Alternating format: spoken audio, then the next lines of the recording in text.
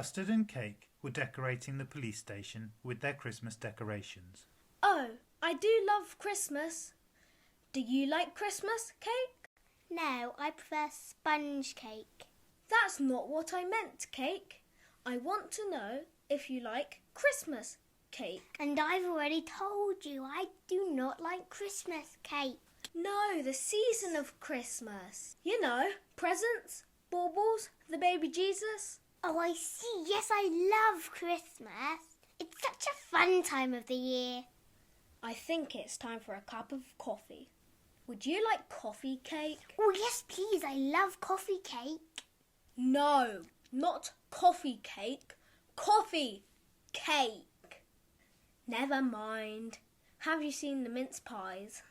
Shh, you can't talk about the mince pies. They're a top secret organisation in that big building over there. Pies, not spies, Cake. Oh, yes, I saw the minced pies. Right before I ate them all. At that point, the telephone rang. Good morning, Inspector Custard speaking. Good morning, Inspector Custard. It is Her Majesty the Queen. Your Majesty, is everything okay? Not really, Inspector Custard. Each year on Christmas Day, I read out my Queen's speech to the nation. I have been practicing for weeks. Today I went to open my red box to read through my script, and it was missing. And you'd like us to investigate? Yes. I opened the case, and all I found were baby books, baby clothes, and some nappies. I need to find my script before Christmas Day. Will you take the case? No, you can leave the case there. No, I mean, will you help find the missing speech? Oh, I see. Yes, we'll come over and investigate. We have an emergency cake at Buckingham Palace. Don't we usually get our cake from the local shop? Don't be silly, Cake. The Queen has asked us to help her with her speech. I think she speaks beautifully. No! Oh, never mind. We can talk on the way to the palace. Come on, Cake, let's get going. Custard and Cake headed to Buckingham Palace in their car. Right, this is the Queen's office. We need to look for a lead. Why? Are we taking the corgis for a walk? No, Cake. We need to find a lead in the case. But the leads aren't in the case. They're on the hooks over there. Seriously, Cake. Let's just take a look at the case. The Queen said it was full of baby things. It has nappies, clothes, baby books and rattles. I can't see any rattles.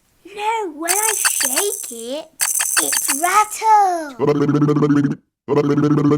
Are there any other clues in the case? Well, it looks like this case is definitely owned by a baby with a very dirty bottom. I'm sorry, what? I don't think the baby has changed its nappy all week. Possibly for months. Why? Because all of these nappies say 6 to 9 months on them. It's highly unlikely that the case is owned by a baby, Cake. I think it would be a good idea if we question some of the people that have been in the office. It's time for us to crack this case. I don't think we should. The Queen would be very upset if we damaged her property. Let's speak to the butler. Yes, in every book I've read, the butler did it. I didn't know you could read, Cake. No, Inspector. I eat cakes.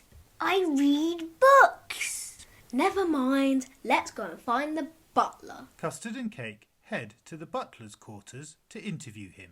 Good afternoon. When was the last time you saw the Queen? I went to the Queen's office with Cake earlier this morning.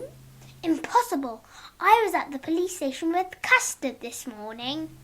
No. I served the Queen some royal tea and a slice of cake this morning. And did you see anything suspicious while you were in the office? No. Everything was as it should be. I left the tray and exited the room. I've been polishing the royal silver for the rest of the day. Do you know if anyone else has been in the office today? Of course. One of my jobs is to stand by the door and call visitors' names as they come in. That's not very nice. You shouldn't call people names. No, it is my job to announce their arrival. Oh, I see. You should speak to the Queen's Guard, though. They keep record of all the comings and goings in the palace today. Thank you for your help. Custard and Cake headed outside to speak to one of the Queen's guards. Excuse me. Why, what have you done? No, I'm trying to get the attention of the guard. Which one? Any of them. Just keep your eye on the right guard. Why is someone planning to steal deodorant too? Really, Cake? Can you please just focus? Watch the guard on the right. Excuse me, officer. Officer! Hey, officer! He's not moving. Do you think he's frozen? It's quite cold out here. I don't know. I guess we can wait. They'll be changing the guard soon. Why? Isn't he very good? No, they change the guard every few hours to keep them fresh and alert. I could always spray them with this to help keep them fresh. Let's come back later. We should take a look in the office in case we missed any clues. Custard and Cake head back to the office and are immediately surrounded by corgis. There is paper everywhere. What has been going on in here? It looks like the corgis have been ripping through the paperwork. It sounds like this one's got something stuck in its throat. I think it's just a little husky.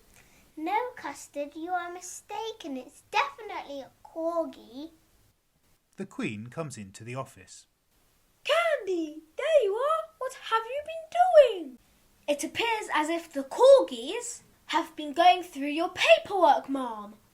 Have they done this kind of thing before? No, I have a secretary to open the mail. I don't usually allow the corgis to do it. I'll call the housekeeper.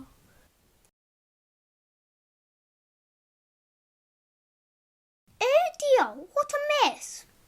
Good afternoon. Do you come into the room often?